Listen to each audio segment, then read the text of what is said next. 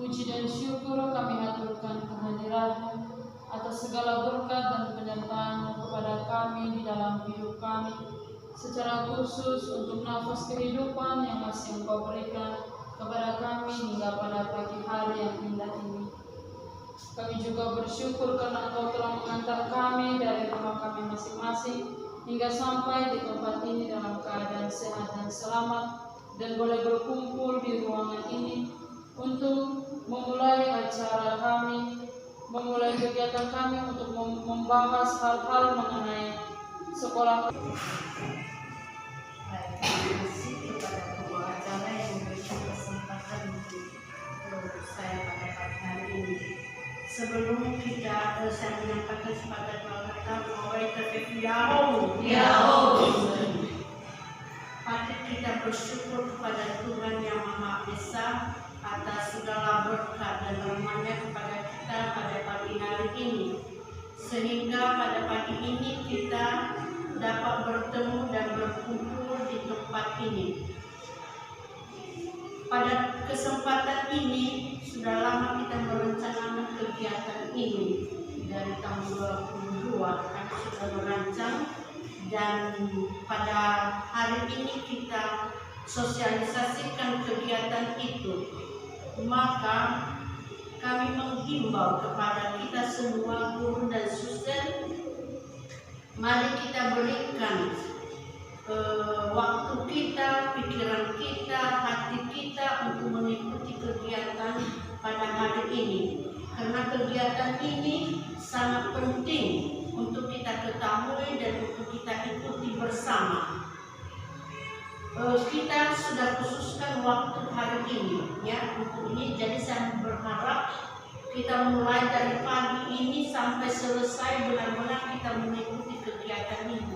Mari kita berikan hati perhatian kita. Memang dalam hal ini pasti bakal ibu-ibu dan suster banyak pekerjaan di rumah sana, dan hari ini kita mengambil waktu itu untuk kegiatan ini. Memang untuk ITK itu sangat susah ya, kita susah dan memberi waktu, tenaga, pikiran untuk pelayanan ini. Dan inilah panggilan kita sebagai guru, panggilan hati ya, kita sebagai guru. Kalau kita memberikan hati kita dalam panggilan kita sebagai guru, pasti apapun yang kita perbuat itu tidak akan menjadi berat, karena hati yang bekerja ya. Hati panggilan kita sebagai guru berarti kita memberikan hati kita untuk segala sesuatu, semua apa yang sudah kita perbuat. Pasti Tuhan akan memperhitungkan itu. Tidak sekarang kita menerimanya, tapi suatu saat pasti kita akan menerima mati ya. Bukan hanya di TK ini ya, mungkin kesehatan itu satu ya. Pertama itu adalah kesehatan kita, bahwa setiap hari kita bisa datang ke sekolah ini dengan sehat. Jadi kalau kita selalu memperhitungkan waktu kita, tenaga kita, semuanya kita selalu memperhitungkan, pasti juga kita tidak akan bahagia. Mungkin tidak akan bahagia dalam pelayanan kita setiap hari. Maka saya mengimbau kepada kita semua guru dan suster, marilah kita ikuti kegiatan ini, dan kalau ada diskusi-diskusi nanti boleh kita bersama-sama saling memberikan informasi, bertanya apa yang kurang dimengerti. Jangan menganggap nanti sudah mengerti, akhirnya pada saat dipraktekkan nanti pelaksanaan kegiatan itu tidak bisa ya. Jadi mumpung ada kita bersama-sama pada saat ini, mari kita ikuti dengan baik, dan mari kita bertanya kalau ada hal yang kurang kita mengerti, supaya bisa kita bahas bersama-sama ya. Dan sedikit saya mau mengatakan bahwa kemarin kami pertemuan itu di warung kepada kepala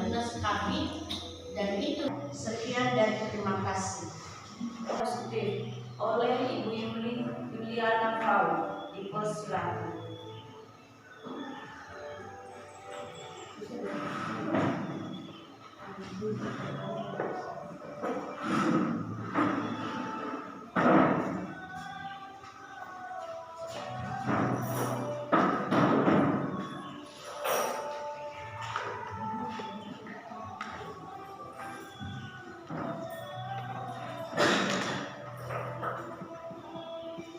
Baik, terima kasih saya ucapkan kepada teman-teman yang sudah memberikan kesempatan. Yang saya hormati siswa kepala sekolah Akademi Pengaruh, yang saya hormati rekan-rekan guru, para siswa dan staf pegawai Akademi Pengaruh. Selamat pagi dan ya Allah. Terima kasih sudah meluangkan waktu dan bersedia mengikuti kegiatan pada pagi ini. Adapun kegiatan kita pada pagi ini itu kegiatan pembahasan budaya positif di lingkungan sekolah, khususnya di penerapan kepada rekan-rekan guru di TKK Bintang Laut. Jadi ini juga syarat tugas aksi nyata kami sebagai calon guru penggerak angkatan 7 di materi di modul 1.0. Kami diminta untuk berbagi mengenai pemahaman kami mengenai budaya positif dan bagaimana penerapannya dan pengalaman-pengalaman kami selama kami menerapkan budaya positif ini, khususnya yang sudah kami terapkan di kelas kami masing-masing. Jadi kami diminta untuk menerapkan ini dan membagikannya atau berbagi kepada rekan-rekan guru yang ada di sekolah ini. Jadi biar bersama-sama kita seluruh dari warga sekolah ini menerapkan budaya positif ini. Jadi bukan cuma saya, karena saya yang mengikuti pendidikan guru penggerak, tetapi dianjurkan bahwa semua guru atau semua warga sekolah yang dikatakan Bintang Laut mampu menerapkan budaya positif. Baik, kita langsung ke materinya.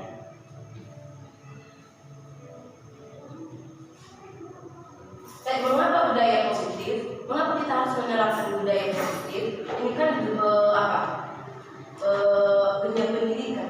Terus apa kaitan budaya positif dalam lingkungan sekolah? Baik,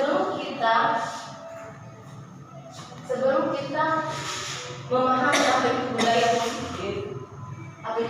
positif, kita harus menyesuaikan pemikiran kita sesuai dengan filosofi Ki Hajar Dewantara. Menurut Bapak Ki Hajar Dewantara, tujuan daripada pendidikan itu adalah menuntun segala kekuatan kodrat yang ada pada anak-anak agar mereka sebagai manusia dan anggota masyarakat dapat mencapai keselamatan dan kebahagiaan yang setinggi-tingginya. Jadi, mari kita buka mindset kita bahwa anak yang sejak lahir itu bukanlah selembar kertas kosong. Bagaimana sepakat untuk itu? Bahwa anak sejak lahir itu bukanlah selembar kertas kosong. Karena itu pemikiran yang sudah lama. Kita selalu menganggap bahwa anak yang dari lahir itu adalah selembar kertas kosong. Jadi kita gurulah yang akan mengisinya, kitalah yang membuat warna-warna dalam kertas itu, atau kitalah yang membentuk anak itu. Jadi pada sesuai dengan filosofi Ki Hajar Dewantara, dia mengatakan bahwa anak itu bukanlah selembar kertas kosong. Karena pada sejak anak itu lahir, dia membawa kodratnya, kekuatan kodratnya. Jadi ada kodrat yang dibawa anak itu sejak dia lahir. Jadi kodrat itu bisa yang bersifat baik dan bisa yang bersifat buruk. Nah, kita sebagai guru di sini, peran kita adalah menuntun, membimbing dan mengarahkan anak sesuai dengan kodratnya. Nah, jadi kita akan menyebarkan garis-garis kodrat yang baik itu dan menyamarkan atau bahkan menghilangkan kodrat-kodratnya yang buruk. Nah, bagaimana cara kita sebagai seorang guru dalam menuntun anak dengan segala kodratnya? Kita tahu bahwa setiap anak, setiap manusia itu memiliki keunikan, pasti berbeda dengan satu dengan yang lain. Jadi pada zaman ini kita diarahkan sebagai guru, kita mampu melayani segala kebutuhan anak-anak yang berbeda itu. Nah, lebih lanjut, pada perannya yang menuntut, guru menerapkan pendidikan yang berhamba pada anak dalam menggali dan mengembangkan minat dan bakat anak. Sebelumnya kita selalu menerapkan pembelajaran yang berpusat pada guru, di mana kita selalu berpikir bahwa dengan ilmu yang kita miliki, kita mentransfer langsung kepada anak-anak. Tapi pada kegiatan menuntun kita diharapkan bahwa kegiatan kita yang kita lakukan kepada anak itu menghamba pada kita sesuaikan pembelajaran itu sesuai dengan kebutuhan anak, sesuai dengan kemampuan si anak. Mari kita mendesain pembelajaran yang menyenangkan untuk anak. Jangan sampai anak stres atau tertekan karena tugas-tugas yang kita berikan. Nah, jadi artinya mengapa pada anak? Kita membuat anak itu dalam proses belajar yang merasa nyaman dan merasa bahagia. Nah, itu yang penting. Guru ibarat petani dan murid ibarat benih atau bibit tanaman. Nah, kita lihat petani itu hanya bisa merawat tanaman. Misalnya dia menanam jagung, dia hanya bisa merawat, memupuk, membersihkan rumput. Untuk apa? Agar jagung itu bisa menghasilkan buah yang baik. Tetapi petani tidak bisa mengubah, oh saya mau menanam jagung agar nanti dia berbuah menjadi mangga. Tidak, karena jagung itu kodratnya ya menjadi jagung, tidak menjadi mangga. Begitu juga kita sebagai guru, kita hanya bisa menuntut kodrat anak itu tanpa mengubah kodratnya sebagai yang lain. Harus menuntutnya sesuai dengan kodratnya. Itu seperti petani dengan tanamannya. Baik, lebih lanjut. Nah, di dalam kegiatan menuntun, di dalam peran kita sebagai menuntun anak dalam proses pembelajaran, kita harus memiliki sebagai guru, kita harus memiliki nilai dan peran guru penggerak. Ya, apa saja nilai-nilai dan peran guru itu? Satu, nilai guru penggerak itu yaitu mandiri. Ini harus yang kita memiliki, ya. Kita di sini harus memiliki sebagai guru, kita harus memiliki nilai guru penggerak ini. Salah satunya itu mandiri. Apa itu mandiri? Yaitu bahwa secara mandiri kita memotivasi diri kita untuk hal-hal yang baru. Misalnya, oh ini sudah zaman yang baru, pendidikan yang baru. Saya tidak harus disuruh seperti yang dikatakan suster. Buka ID belajar, kita harus belajar. Kamu harus belajar melalui ID belajar. Kita membuka itu. Tapi secara mandiri kita termotivasi. Oh saya sebagai guru, sebagai guru, bagaimana saya bisa membuat anak-anak menjadi kreatif? Bagaimana saya bisa memiliki wawasan yang luas? Jadi saya bisa membuat anak-anak semakin kreatif dalam belajar, semakin banyak bereksplorasi. Nah, setidaknya kita harus belajar secara mandiri, jangan harus disuruh sama suster. Tapi secara mandiri kita memotivasi diri kita. Misalnya kita membuka YouTube, kita membuka itu belajar atau kurikulum merdeka. Atau secara mandiri kita mengikuti webinar-webinar online. Kita harus disuruh ikuti webinar ini ya. Ini berguna guru. Tapi kalau kita sadar bahwa kita seorang guru di era digitalisasi ini, ya kita pasti mengikuti. Jangan sampai saya terlambat, jangan sampai murid saya lebih maju daripada saya. Jadi secara mandiri mari kita motivasi diri kita untuk berubah. Lalu yang kedua, reflektif. Mari kita merefleksikan apakah yang sudah saya buat itu baik. Kita refleksikan apakah metode pembelajaran yang saya buat selama ini membuat anak-anak saya bahagia di kelas, membuat saya bahagia. Adakah kemajuan mereka dalam belajar? Apakah membuat mereka dapat berpikir? Apakah mereka mengeluarkan eksplorasinya setelah saya membuat metode ini? Mari kita refleksikan. Jangan kita segan-segan meminta teman kita, rekan kita bisa bekerja sama dengan rekan guru untuk melihat kita mengajar di dalam kelas. Coba ya, kita bisa untuk mereflektif ini, kita bisa minta teman kita guru. Saya mau mengajar, aku memiliki metode yang baru. Nanti bisa kamu lihat saya untuk mengajar. Jadi nanti berikan penilaian apa saja yang baik dalam metode saya dan apa yang kalau saya kurang dalam metode saya. Nah, itu yang bersifat reflektif. Lalu inovatif, bahwa kita sebagai guru harus mampu menerapkan hal-hal yang baru atau mengikuti hal-hal baru. Seperti sekarang kan kita sudah masuk di kurikulum merdeka. Nah, di kurikulum merdeka, kita harus dituntut bahwa kita seorang guru itu harus mampu membuat perubahan. Perubahannya seperti apa? Ya kita harus bisa mendesain pembelajaran. Jadi anak-anak tidak malas datang ke sekolah. Jadi mereka termotivasi ke sekolah itu bukan karena saya harus ke sekolah nanti saya marah, nanti susah marah. Oh bukan seperti itu. Dia termotivasi ke sekolah karena di luar dari motivasi dirinya. Tapi akan lebih baik bahwa anak itu akan datang ke sekolah. Oh saya mau datang ke sekolah, itu menyenangkan karena misi Selina nanti akan mengajar seperti ini dan kita akan senang lagi. Atau suster Ila nanti akan membuat seperti ini lagi dan kita akan bersama teman-teman akan seru lagi di kelas. Jadi ada motivasinya mau belajar di sekolah, motivasi yang terbangun dari dalam dirinya, karena kita ada hal-hal inovatif, hal-hal yang baru yang kita lakukan dalam proses pembelajaran kita. Lalu ada yang keempat, yaitu kolaboratif. Kolaboratif itu kerjasama. Kita mampu bekerjasama dengan teman kita guru, atau bekerjasama antara guru dengan siswa, atau bekerjasama dengan suster kepala sekolah, atau bekerjasama dengan orang tua, atau dengan lingkungan masyarakat. Lebih sederhananya kita bekerjasama seperti ini antar guru. Misalnya ada adik saya begitu nakal, saya tidak bisa lagi mengontrolnya. Saya sudah mengupayakan berbagai macam metode agar anak ini mau belajar. Tapi dengan saya share kepada kalian, dengan saya seperti ini, saya meminta pikiran-pikiran kalian atau pengalaman kalian atau solusi pemecahan masalah ini. Nah, di situ ada nilai kolaboratifnya, bahwa saya mampu bekerja sama dengan guru-guru dalam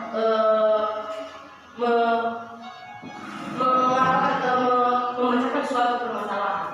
Lalu yang kelima yaitu berpihak pada murid.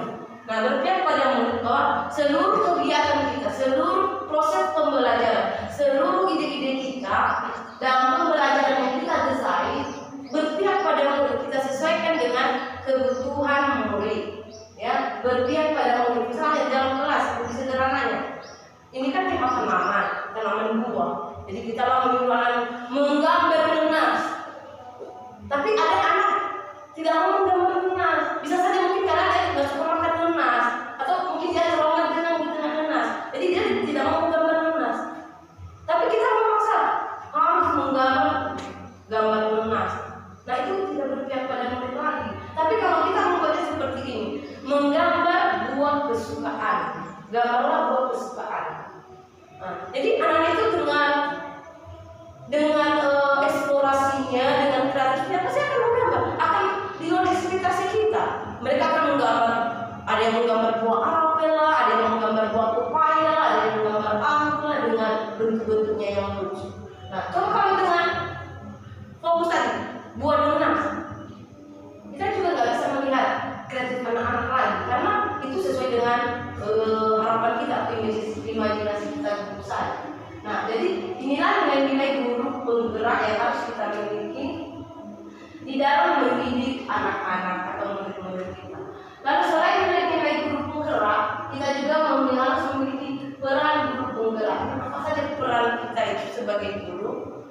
Nah, peran kita itu sebagai guru yaitu satu, menjadi pemimpin pembelajaran. Menjadi pemimpin pembelajaran yaitu bahwa di kelas kitalah yang memimpin pembelajaran, kitalah yang membuat pembelajaran, kitalah yang mengarahkan, kitalah yang menuntun pembelajaran. Lalu yang kedua, menjadi coach sebagai guru lain. Nah, seperti pada saat ini, karena saya sedang mengikuti pelatihan pendidikan guru penggerak. Nah, saya bisa berbagi sama rekan-rekan guru dari para suster di sini.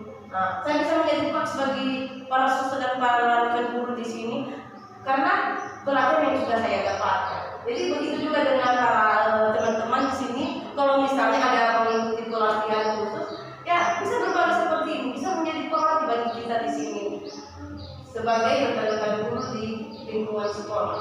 Lalu yang ketiga, mendorong kolaborasi. Mendorong kolaborasi itu ya mendorong kerjasama.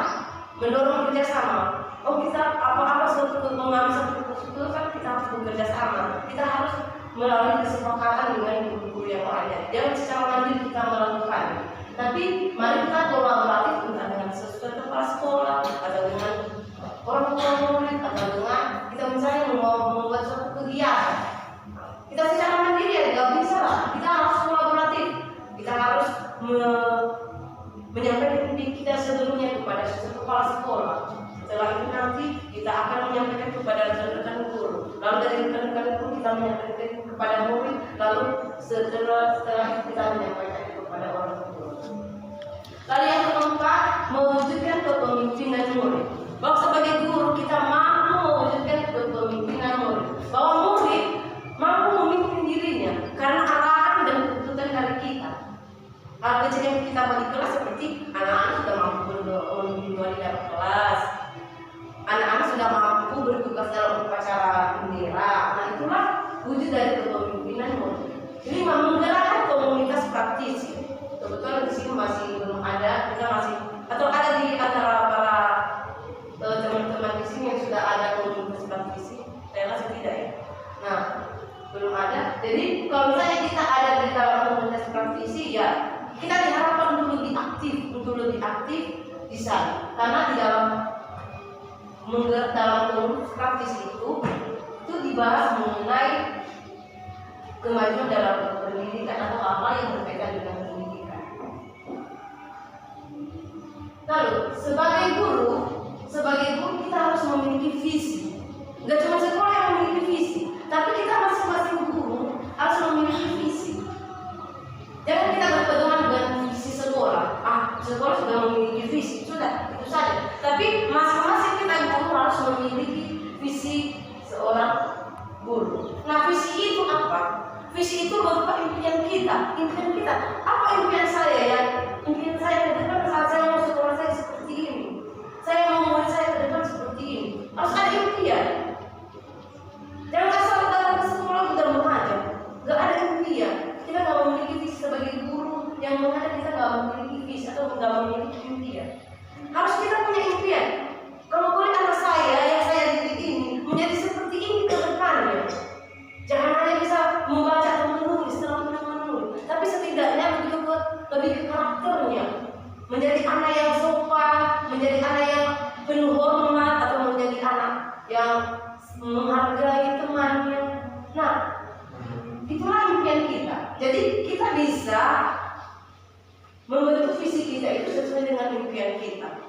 Nah, bagaimana kita mewujudkan visi guru penggerak? Yaitu dengan melakukan tahapan inquiry apresiatif ya, maksudnya yaitu IA, itu dengan tahapan bagja, dengan membuat pertanyaan. Misalnya, visi saya apa?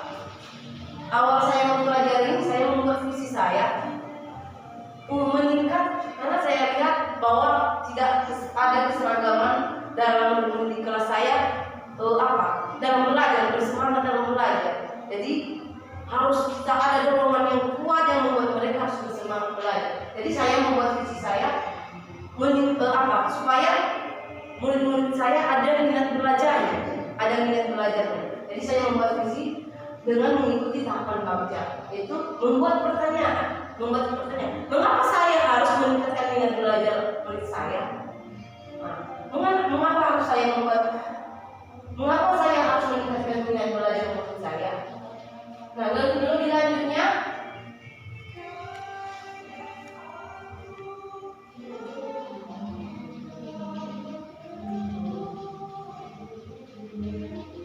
tahapan bagja ya, seperti ini.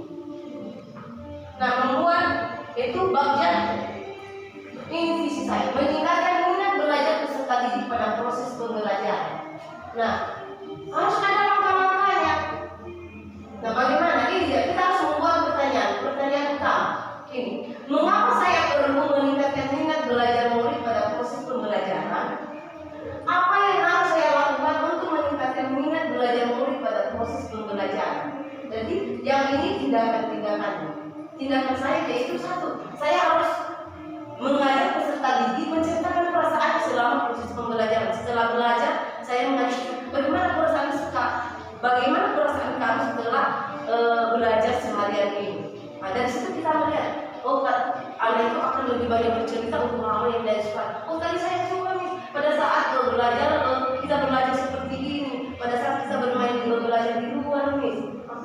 Jadi anak ini kita bisa berpikir, jadi ini yang memotivasinya, ini yang meningkatkan minatnya, dia harus belajar di luar kelas.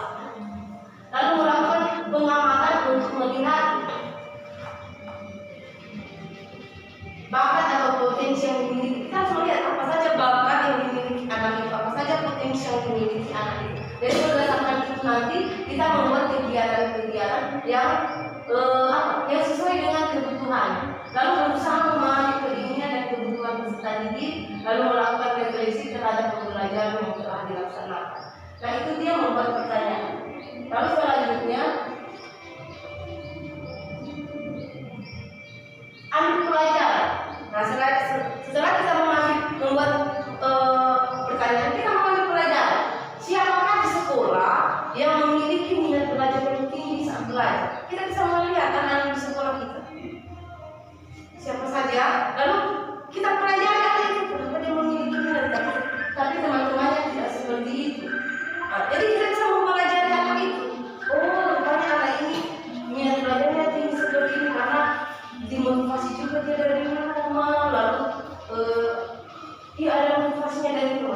dengan itu kita bisa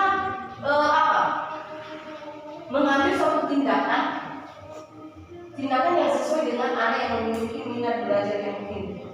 Lalu setelah itu kita menggali mimpi. Apa yang akan terjadi jika anak memiliki minat belajar yang tinggi? Ya, bagaimana jika apa hal-hal baru yang terjadi jika anak dalam belajar lebih semangat? Ya ini yang akan terjadi. Anak lebih banyak bereksplorasi, anak lebih semangat belajar, anak merasa bahagia saat belajar, anak semakin aktif dalam pembelajaran. Selanjutnya, jabarkan rencana. Nah, setelah kita melakukan itu, kita harus menjabarkan rencana. Apa tindakan sederhana yang bisa kita lakukan untuk meningkatkan minat belajar murid dalam proses pembelajaran? Apa tindakan sederhana? Yaitu dengan melakukan pembelajaran yang berpusat pada murid. Ya, kita mendesain pembelajaran yang menyenangkan untuk murid. Selanjutnya itu atur eksekusi. Siapa saja yang terlibat dalam meningkatkan minat belajar murid melalui proses pembelajaran? Siapa saja yang terlibat? Misalnya dalam kelas, siapa saja yang terlibat? Yang terlibat itu kita sebagai guru, murid atau orang tua. Atau orang tua, kita perlu mengingatkan orang tua bahwa anak perlu seperti ini untuk meningkatkan belajar. Jadi itu dia tahapan bagja dalam menyusun visi guru program. Nanti kita bisa memakai tahapan-tahapan seperti ini.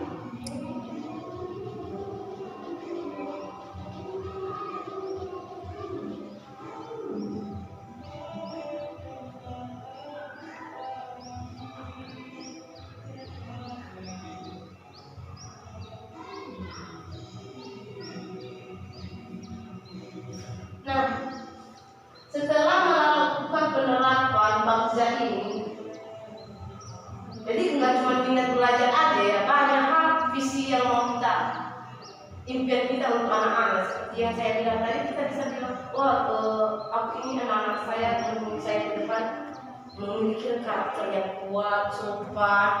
Nah, jadi melalui tahapan bagja ini akan menciptakan, melahirkan kebiasaan-kebiasaan yang positif di lingkungan sekolah ya, dan kebiasaan-kebiasaan inilah yang akan disebut sebagai budaya positif. Nah, dengan budaya positif itu akan memberikan rasa aman dan nyaman dalam proses pembelajaran. Selain itu dapat mendorong murid untuk berpikir, bertindak dan mencipta secara mandiri dan bertanggung jawab sebagai proses memerdekakan dirinya. Nah, diharapkan juga budaya positif ini terimplementasikan atau diterapkan sesuai dengan profil pelajar Pancasila. Ini ya, profil pelajar Pancasila itu yaitu beriman, bertakwa kepada Allah, dalam itemnya dalam profil pelajar Pancasila ini. Kita sebagai guru harus tahu ya apa itu profil pelajar Pancasila, karena inilah yang kita harapkan pada murid-murid kita. Mereka harus memiliki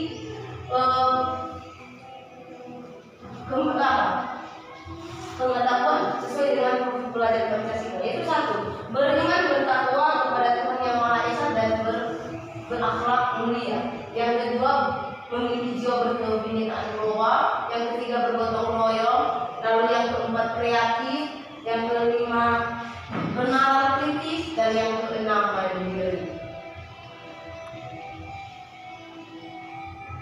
Nah, jadi itu mengenai tahapan bagja. Karena kita mau masuk dalam budaya positif, saya mau tanya, budaya positif itu dalam pikiran teman-teman di sini seperti apa? Budaya positif. Misalnya yang teman-teman dapat di lingkungan sekolah kita, budaya positif itu yang seperti apa? Seperti antrian.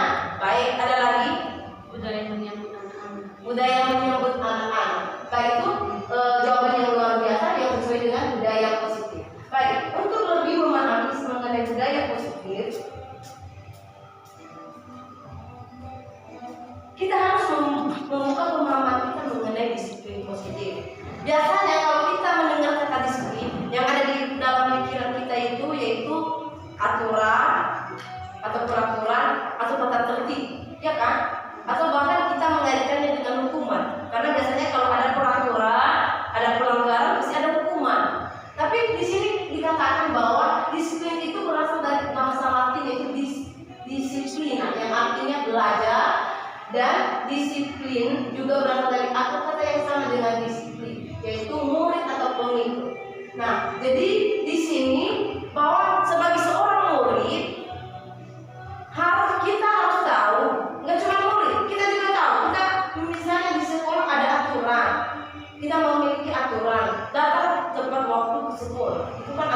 kita di sini kan, datang tepat waktu ke sekolah, salah satu dari sekian aturan yang ada di sekolah kita.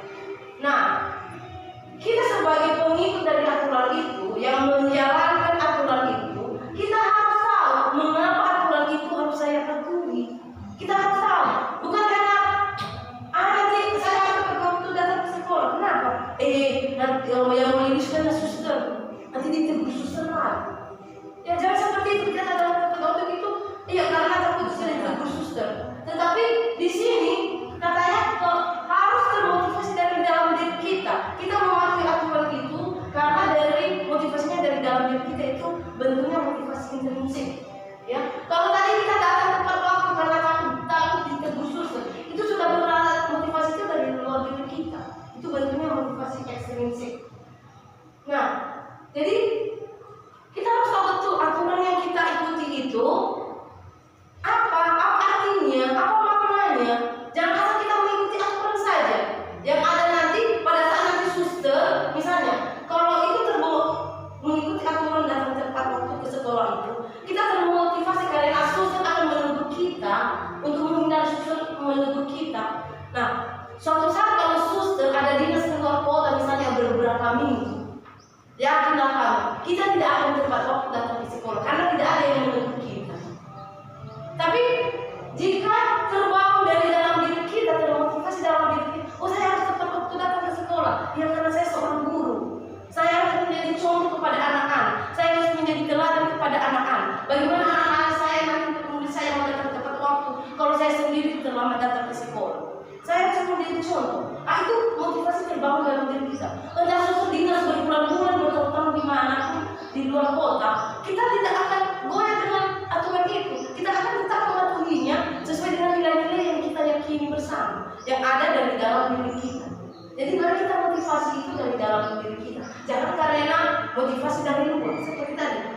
Takut kita dikalahin dengan hiburan sama suster. Saya percaya di sini banyak di sini teman-teman, gak cuma teman-teman, saya juga seperti itu. Masih termotivasi karena ya takut ditegur sama suster. Tapi dengan budaya positif yang sudah kita dengar hari ini, mari kita bangun motivasi kita secara mandiri. Jadi kita jadikan semua itu aturan-aturan itu merupakan nilai-nilai yang kita yakini. Makanya kalau ada aturan, jangan ditelan mentah-mentah. Kita harus tahu apa maknanya, apa artinya. Biar motivasi itu juga keluar dari dalam diri kita sendiri. Nah, bagaimana kita menerapkan disiplin positif? Kita menerapkannya, kita mulai dari kelas kita masing-masing. Dari kelas kita masing-masing dengan membuat keyakinan kelas. Ya, keyakinan kelas. Baik, kita minta tolong kepada Suster Okta, tolong dibaca mengenai keyakinan kelas sampai di sini ya, dengan warna coklat. Keyakinan kelas. Keyakinan kelas adalah nilai-nilai bijak kebajikan yang dibuat dalam bentuk kalimat positif dan diterapkan di lingkungan kelas. Baik, terima kasih. Nah, jadi keyakinan kelas adalah nilai-nilai kebajikan, nilai-nilai kebaikan, ya, nilai-nilai kebaikan yang kita buat nanti dalam kalimat positif dan itu diterapkan di dalam kelas. Nah, mengapa keyakinan kelas? Karena keyakinan kelas itu nanti kalimatnya seperti aturan juga sebenarnya, seperti aturan. Tapi mengapa keyakinan kelas? Mengapa bukan aturan? Mengapa bukan aturan kelas? Kemarin ini kita membuat aturan kelas. Tidak boleh berantem, tidak boleh menggambar, tidak boleh rusak aturan. Nah, seperti itu aturan. Biasanya itu aturan yang dikeluarkan oleh guru. Nah, kenapa di sini dikatakan keyakinan kelas? Mengapa bukan peraturan kelas? Nah, karena keyakinan kelas, kalau aturan itu satu arah, misalnya aturan itu dibuat hanya oleh guru, yang dibuat oleh guru sendiri, ya, tanpa melibatkan siswa. Jadi siswa hanya bisa memahami aturan itu. Nah, kita membuat aturan itu, siswa hanya bisa memahami atau menjalani. Sedangkan keyakinan kelas kita melibatkan siswa, kita bersama siswa bersama-sama menyepakati keyakinan kelas. Baik, lebih lanjut untuk keyakinan kelas biar kita lebih mengerti, kita bisa menjawab pertanyaan-pertanyaan ini. Jawab pertanyaan berikut. Jawab pertanyaan nomor 1. Kita minta siswa itu untuk bisa membaca karya. Pertanyaan nomor 1. Mengapa kita memiliki peraturan tentang penggunaan helm pada saat mengendarai kendaraan roda 2 atau motor. Baik. Mengapa kita ada peraturan harus memakai helm pada saat mengendarai motor? Apa alasannya? Kenapa ada aturan ini? Kenapa Menjaga keselamatan diri kita sendiri. menjaga keselamatan? Atau ada lagi yang lain? Atau para takut sama polisi? Nah, tapi untuk menjaga Keyakinan saya sendiri. berarti keselamatannya yang nomor 2 keselamatan. Baik, nomor 1 alasan keselamatan. Nomor 2 kita minta dari Bu Linda bisa. Mengapa kita memiliki peraturan tentang penggunaan masker dan mencuci tangan setiap saat? Bagaimana juga dengan peraturan ini? Kenapa ada peraturan untuk menggunakan masker dan mencuci tangan di setiap saat, apalagi di masa pandemi ini?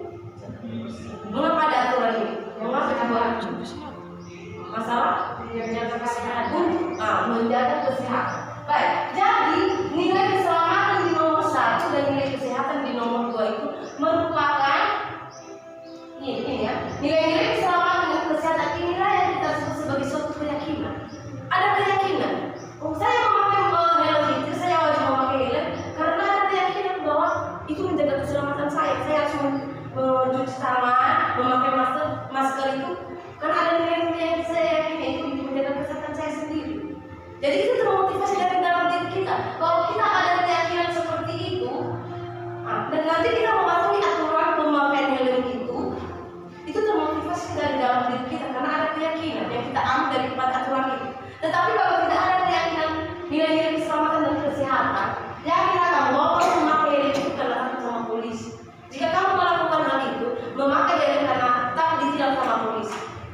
Bagaimanapun kalau suatu hari kalau nggak ada polisi di situ, pasti kita tidak akan memakai helm lagi. Kita tidak akan mematuhi aturan itu. Tetapi karena ada nilai-nilai keyakinan kita, saya harus memakai helm karena demi keselamatan. Saya harus memakai masker demi kesehatan saya. Karena ada nilai-nilai keyakinan itu, itulah yang membuat kita termotivasi dari dalam, yaitu nilai-nilai keyakinan. Nah, nilai-nilai keyakinan inilah merupakan nilai-nilai kebajikan universal ya, yaitu nilai-nilai kebaikan yang secara umum, yang diyakini secara umum. Nah, begitu juga dengan murid-murid kita. Mereka harus tahu apa arti aturan yang kita buat. Mengapa mereka harus tepat datang waktu ke sekolah? Jangan sampai hari ini ada yang terlambat datang ke sekolah. Sudah tahu aturan di sekolah kita ya? Datang tepat waktu, tidak boleh terlambat. Kenapa terlambat tadi? Saya terlambat banget. Gak boleh kan seperti itu ya? Iya. Jadi besok anak itu akan memang untuk jangka pendek anak itu akan datang tepat waktu besok. Tapi coba tanya apa alasannya? Ya kan saya takut miss mama. Ayo mama, aku harus bangun pagi-pagi mak. Saya nggak boleh terlambat. Nanti miss marah, nanti miss Suri marah, nanti miss Selena marah. Itu dia mau datang tepat waktu itu karena motivasinya dari dirinya. Jadi pada saat kita tidak ada, percaya anak-anak itu akan kembali pada dirinya sendiri. Itu tidak pada orang, karena tidak ada yang menegur, tidak ada yang memarahi. Jadi inilah tujuan kita di sini. Mari kita membangun motivasi anak-anak itu dari dalam dirinya. Jadi sehingga apa yang diperbuatnya itu benar-benar keyakinan yang turun dari dalam dirinya, bukan dari luar diri. Nah, jadi seperti tepat waktu datang ke sekolah. Kita harus memberitahu anak-anak itu kenapa datang tepat waktu ke sekolah. Iya, kita harus datang tepat waktu ke sekolah biar kita bisa bermain bersama teman lagi. Kita bisa mengikuti apel pagi. Dalam apel pagi itu kita bisa bermain, belajar dan bernyanyi bersama dengan teman. Di dalam apel pagi itu juga kita banyak mendengar pesan-pesan dari Miss dan Suster. Jadi kalau kamu terlambat datang, kamu akan melewatkan itu semua. Kamu akan melewatkan semua pesan-pesan itu dan kegiatan bersama dengan teman-teman itu. Jadi itu harus kita tanamkan, harus kita jelaskan sama dia mengapa dia harus datang terlambat. Jangan datang dia di dalam subuh berdiri di sana. Kamu terlambat datang ke sekolah. Tidak, tapi kita harus memberikan pemahaman mengenai aturan itu. Jadi besok dia datang ke sekolah itu bukan karena dia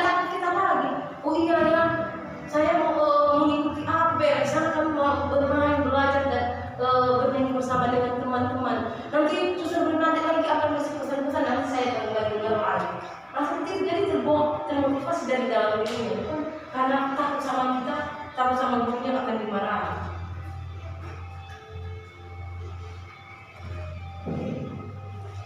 Jadi ini contoh keyakinan keras. Kita bisa membuat nanti ini keyakinan di kelas kita masing-masing ya. Ini hanya contoh saja. Keyakinan keras.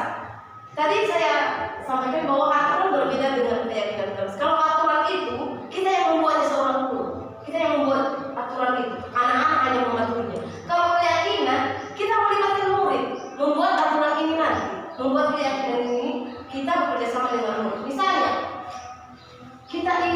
kita tanya sama anak-anak, bagaimana supaya kelas kita ini kita dapat belajar dengan nyaman, dengan aman, tanpa gangguan. Misalnya tidak sebentar-bentar kita tepuk tangan kita mengusir nyamuk, itu kan mengganggu proses pembelajaran kita. Atau kita mencium bau yang aneh-aneh di kelas kita, itu kan mengganggu proses pembelajaran kita. Nah, bagaimana caranya supaya kelas kita itu aman untuk kita belajar? Bagaimana caranya? Kita minta tanggapan mereka, jangan dari kita sebagai guru. Kita hanya bisa menonton dan mengarahkan.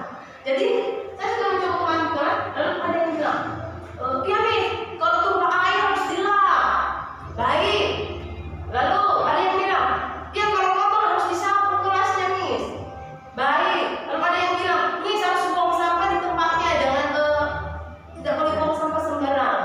Nah, kita sudah dapat kan anak-anak sendiri. Berarti itu keyakinan mereka, karena itu hasil pikiran mereka. Nah, jadi kita tuangkan dalam keyakinan kelas. Karena katanya tadi keyakinan kelas itu dibuat dalam kalimat positif.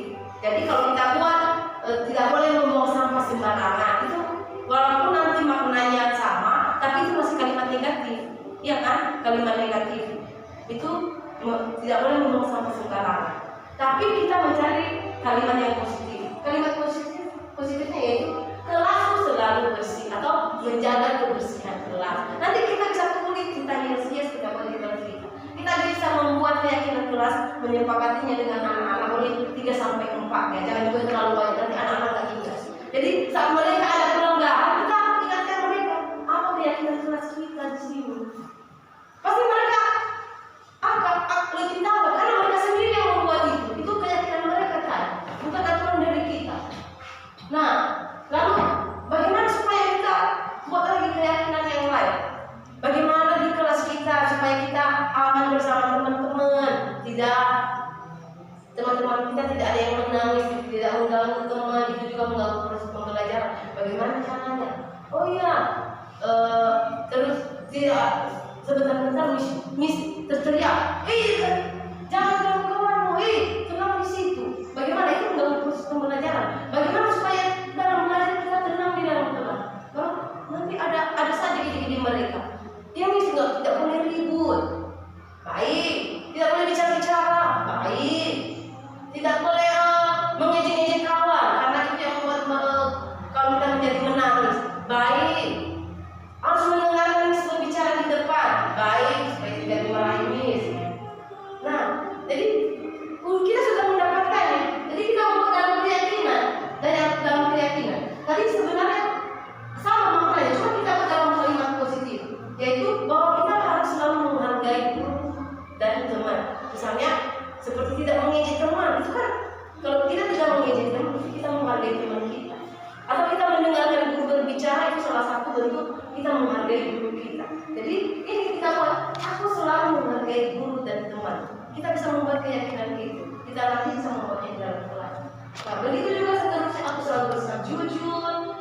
Untuk anak-anak yang tidak jujur, bagaimana supaya kita supaya menjadi anak yang baik. Nah, jadi mereka bisa nggak boleh berkata bohong. Jadi kita tulis, saya selalu bersikap jujur. Bagaimana dengan kalian, misalnya tidak boleh berlari di dalam kelas. Bagaimana dengan kalimat positifnya? Nanti maknanya sama, tapi kita membuatnya dalam kalimat positif. Tidak boleh berlari di dalam kelas. Apa kalimat positifnya? Kalau kita mau membuat keyakinan kelas, tidak boleh berlari di dalam kelas. Seperti tadi, tidak boleh membuang sampah sembarangan. berarti menjaga kebersihan. Nah, itu kalimat positifnya. Tidak boleh memuji kawan, menghargai teman.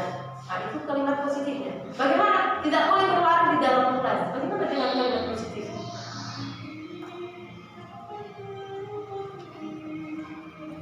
Jadi nanti juga teman-teman bisa membuat di kelas dengan menggunakan kalimat-kalimat positif, yaitu berjalanlah pelan di dalam kelas, berjalanlah pelan di dalam kelas. Artinya, oh saya tidak harus lari-lari di dalam kelas, tidak ada keyakinan berjalan pelan. Jadi kita sudah tahu kenapa harus berjalan pelan. Jadi mereka memiliki keyakinan ini. Lalu bagaimana dengan tidak memilih-milih teman saat bermain? Bagaimana kalimat positifnya kalau kita membuat keyakinan? Kan kadang-kadang mau bermain hanya satu orang aja dengan temannya suka saja, tapi kita berharap dia bisa bermain dan bergaul dengan teman-temannya yang lain. Nah, jadi memang tidak boleh memilih teman saat bermain. Kan kadang anak-anak menjawabnya seperti itu, bukan dalam kalimat positif, tapi mereka menjawabnya seperti itu. Dia tidak boleh memilih teman sama saat bermain. Jadi kita membuat kalimat positif seperti apa? Seperti bahwa saya selalu bermain dengan semua teman. Nah, inilah kalimat positif.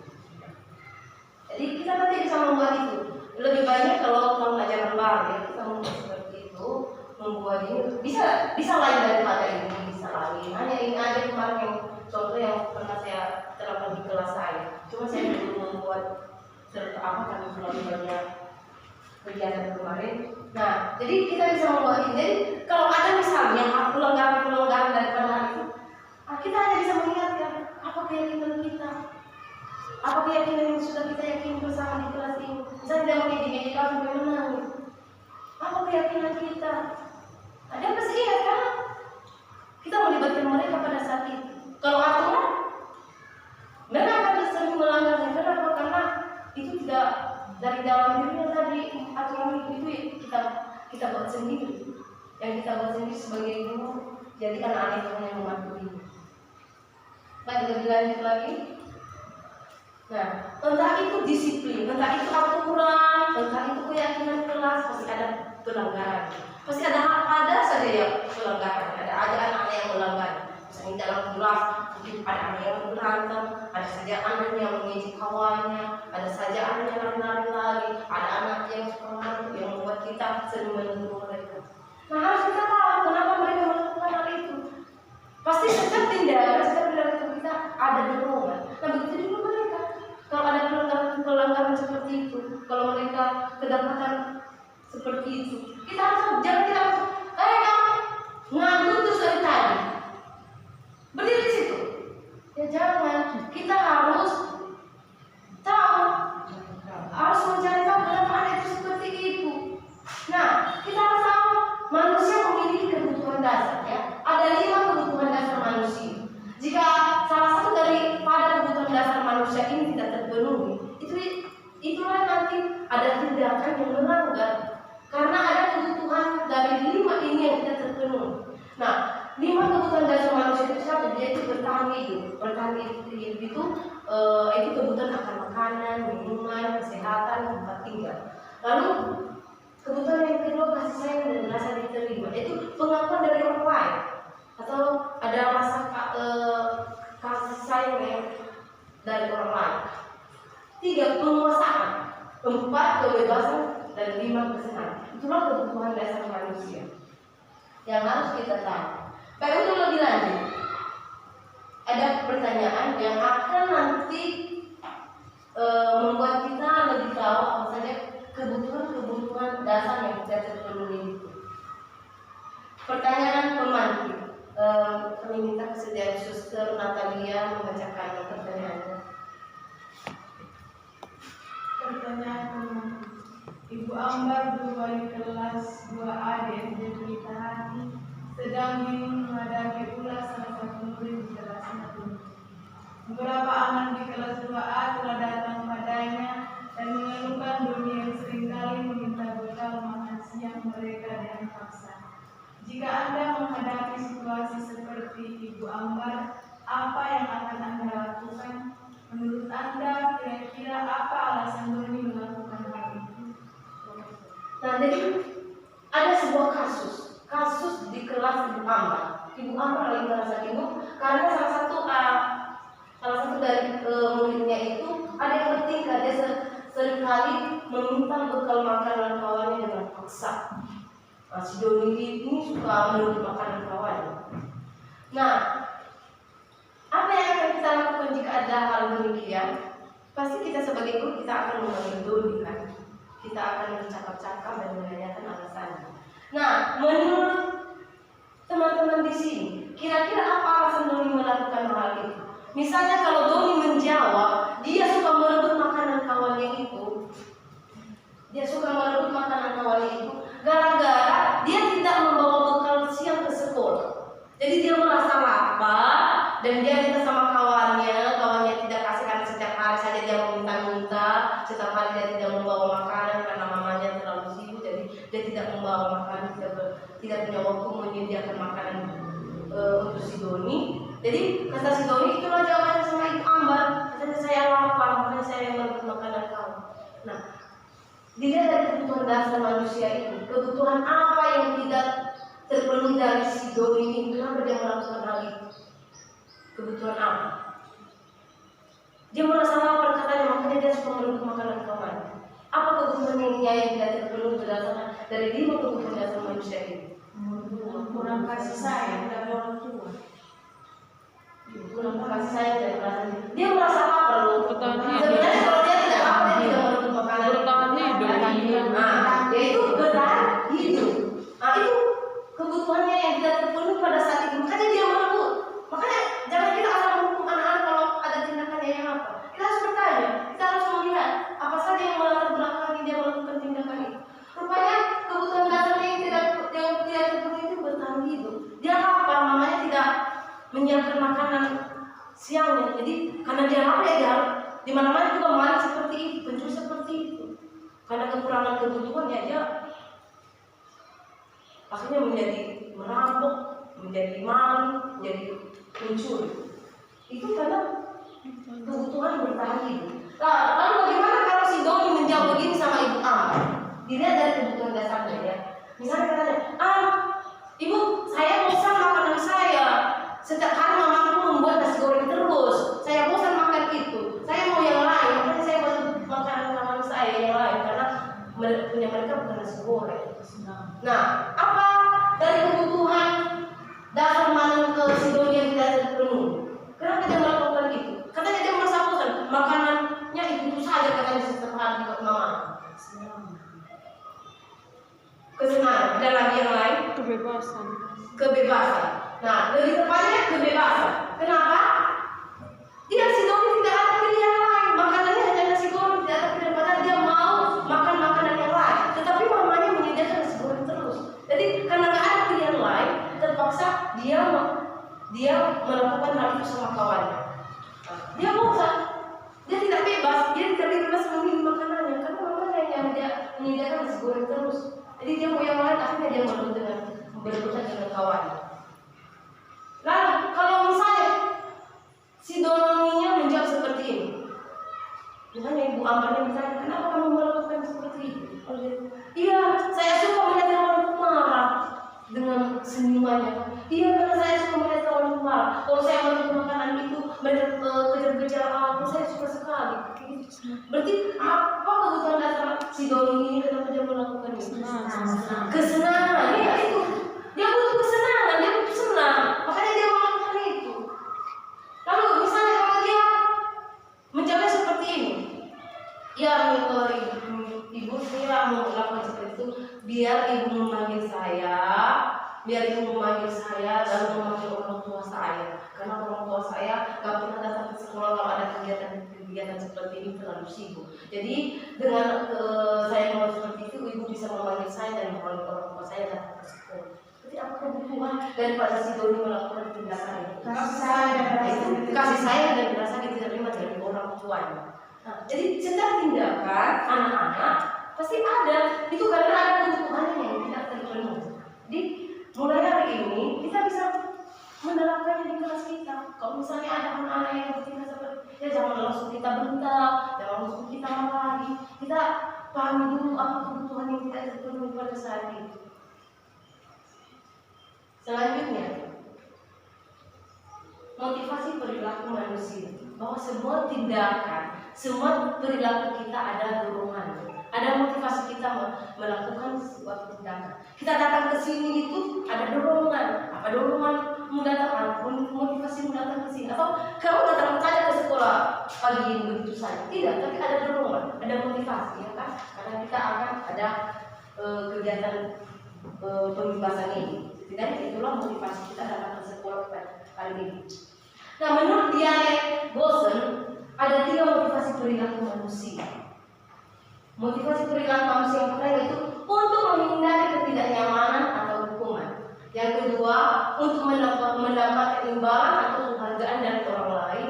Dan yang ketiga, untuk menjadi orang yang mereka inginkan dan menghargai diri sendiri dengan nilai yang mereka percaya. Nah, itu ada 3 motivasi perilaku manusia. Dan seperti yang saya jelaskan tadi, kita datang tepat waktu ke sekolah ini. Di antara semua teman-teman ini, apa yang memotivasi kita di sini? Dari 3 ini ya, 1, 2, 3 datang tepat ke sekolah. 1, untuk menghindari ketidaknyamanan atau hukuman. Pas saya datang ke sekolah, nanti suster tegur lagi kalau terlambat.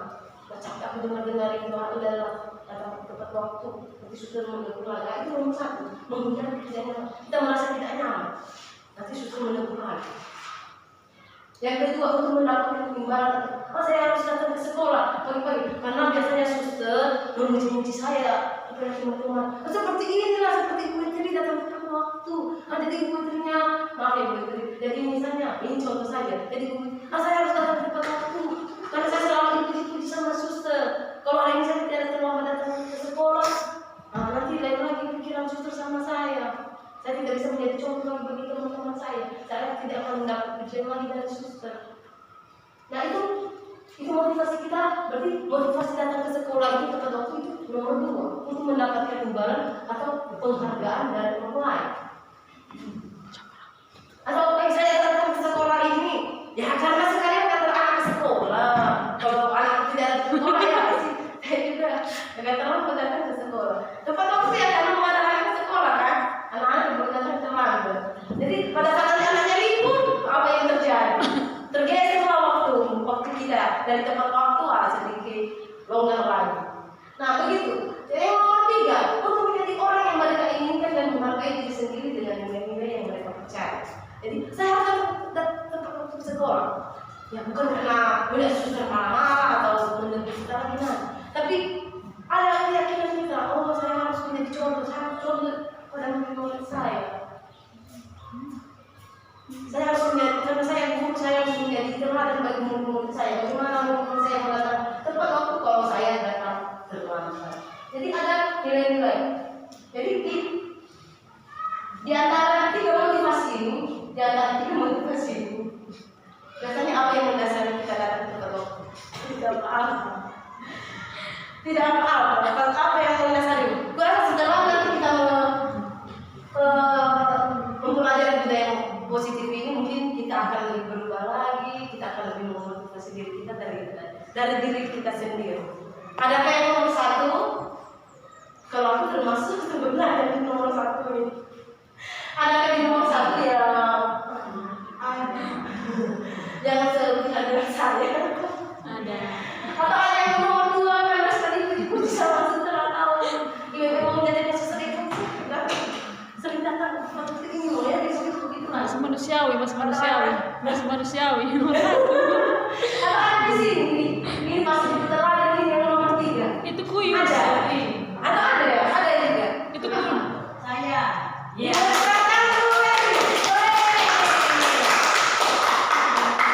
Jangan karena anaknya juga pergi sekolah ya, gitu ya. Ada seperti itu ya. Keyakinan saya. Keyakinan. Oke, kita sekarang sama lagi. Pokoknya dia datang ke sekolah tepat waktu karena keyakinan dirinya, karena dia memang benar-benar mau jadi teladan bagi murid-murid. Asik, baik. Ibu Lena, tolong contoh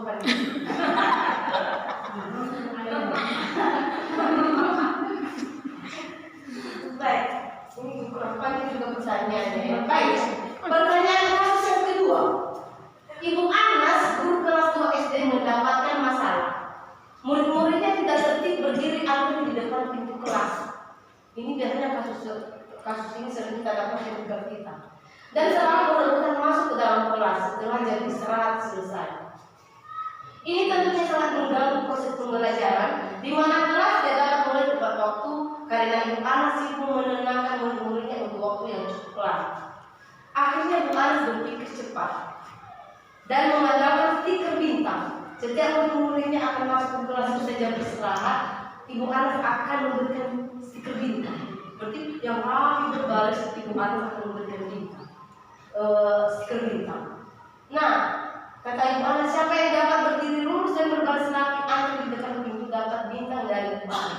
Anak-anak suka nggak ya? Suka. Nah, sebagian besar murid-muridnya menyambut tentang hal tersebut. Mereka menyambut tentang dapat stiker bintang. Saya harus antri rapi. Begitu pikiran mereka kan? Hal ini terus dilakukan Bu Ana selama beberapa minggu. Karena cukup berhasil membuat murid-muridnya berdiri rapi antri di depan pintu. Sampai pada suatu saat Ibu Ana ini sakit dan terpaksa digantikan Pak Heru. Pak Heru tidak memberikan stiker bintang. Dan benar saja, pada saat masuk ke kelas, usai jam istirahat, murid-murid kelas 2 kembali berebutan masuk ke kelas. Apa yang terjadi? Maaf. Nah, kalau kita lihat dalam kasus itu, kenapa anak-anak seperti itu? Baik, jawab pertanyaan nomor 1. Berdasarkan teori motivasi yang telah kita pelajari tadi pada pembelajaran sebelumnya, kira-kira apa motivasi murid-murid kelas 2 untuk bersedia berdiri antri sebelum masuk ke kelas? Untuk itulah motivasi mereka. Mereka mau antri karena ada stiker bintang tadi, diinginkan stiker bintang. Jadi mereka, motivasi mereka, apakah itu motivasi dari dalam dirinya atau motivasi dari luar? Kalau luar, motivasi dari luar. Baik, yang kedua, adakah cara lain agar murid kelas 2 bersedia antri di depan kelas tanpa diberi penghargaan stiker bintang? Adakah? Menurut pengalaman orang suster, ibu-ibu di sini, adakah cara lain supaya anak-anak itu bisa antri tanpa kita harus memberikan hadiah seperti stiker bintang yang dilakukan Ibu Ana? Bagaimana? Adakah? Kan kita sering antri dari kelas anak-anak itu antri. Bagaimana kita mau atau orang itu memberi stiker bintang juga, makanya ada cuci tangan. Terus kenapa bisa? Kan orang sudah nggak ada kan kasih bintang kan, kasih hadiah. Terus bagaimana? Saya belum pengalaman suster. Bagaimana anak itu bisa antri? Atau pernah suster moral itu gitu. Kita pernah mereka. Berarti itu masih motivasi dari apa? Dari luar dirinya itu kalau misalnya kita mau. Jadi ini tadi didapatkan tanpa diberikan penghargaan. Bagaimana? Apakah cara lain tanpa memberikan penghargaan kepada anak? Tapi anak itu mau nanti berbalas antri. Bagaimana? Bagaimana tanpa kita memberi penghargaan, tanpa kita memuji-mujinya, tapi mereka dengan sadar diri mau antri. Sudah ada budaya antri. Sudah ada kita melakukan budaya antri ya. Tapi bagaimana untuk anak itu menerapkan budaya antrinya? Jangan hanya maksudnya budaya itu kebiasaan. Jadi sebelum pertengahan sekolah nanti sampai di sana dia nggak begitu karena budaya itu hanya ada di sekolah. Jadi bagaimana caranya supaya anak-anak itu tetap antri dimanapun dia, nggak cuma di sekolah, tanpa diberikan hadiah saja. Yaitu dengan mengingatkan keyakinan. Keyakinan tadi kita sebelum sudah menjelaskan kenapa harus antri, kenapa harus antri cuci tangan, kenapa harus antri masuk ke kelas, ya supaya karena kalau berebutan masuk di kelas itu akan membuat kamu mendorong kawan dan akhirnya jatuh atau saling menyakiti kawan. Tidak baik, itu akan menyakiti kamu dan orang lain. Tapi dengan berantri atau melakukan antrian dengan rapi, itu akan membuat kita aman masuk di dalam kelas. Jadi kita temukan keyakinannya. Jadi nggak harus ada bintang, stiker bintang dia baru mau antri. Next, posisi kontrol guru. Nah, biasanya kalau ada pelanggaran anak-anak, kita sebagai guru ada posisi kontrol kita. Biasanya ada 5 posisi kontrol guru. 1, sebagai penghukum. Nanti bisa dipikirkan ya orang susah atau ibu guru di sini sebagai apakah di situ? Satu sebagai penghukum, atau dua sebagai pembuat rasa bersalah kepada murid, atau tiga sebagai teman, keempat sebagai pemantau, lima sebagai manajer. Satu-satu kita lihat. Posisi kontrol sebagai penghukum. Misalnya kalau ada pelanggaran ini ya, kita sebagai apa di situ? Misalnya kalau kita sebagai penghukum dikatakan di sana bahwa menggunakan hukuman fisik, misalnya mempermalukannya atau menyakitinya secara fisik. Datang ke sekolah, kita marah-marahin aja. Begini. Anak-anak marah tidak? Kalau kita marahin, kita bentak di depan temannya karena terlambat datang ke sekolah. Malu tidak? Malu. Dia pasti malu. Atau kita pukul dia, itu menyakitinya tidak? Menyakitinya. Itulah hukuman. Hukuman itu menyakiti anak, ya, menyakiti anak dan hukuman ini juga tidak terencana. Kalau konsekuensi terencana dia, tapi kalau hukuman tidak terencana, dia datang terlambat. Pergi berdiri kamu di sana. Itu tidak terencana loh. Anak-anak tidak tahu itu. Jadi tidak tahu akibat bahwa dia terlambat. Bisa ada besok-besok lagi dia terlambat, ada yang terlambat, kita hanya marahi, kita bentak-bentak. Nah, jadi hukuman itu tidak terencana. Nah, biasanya guru dalam posisi menghukum ini, dia selalu tugas berkata, waktu dia teman saya, atau awas ya, kamu selalu saja salah. Nah, itu biasanya kata-kata yang keluar dari guru sebagai penghukum. Atau pasti selalu yang terakhir selesai. Nah, biasanya saya juga sudah seperti itu sama murid-murid. Selalu yang terakhir selesai. Nah, itulah kata-kata dari seorang guru yang sifatnya penghukum. Nah, apa hasilnya dengan anak-anak?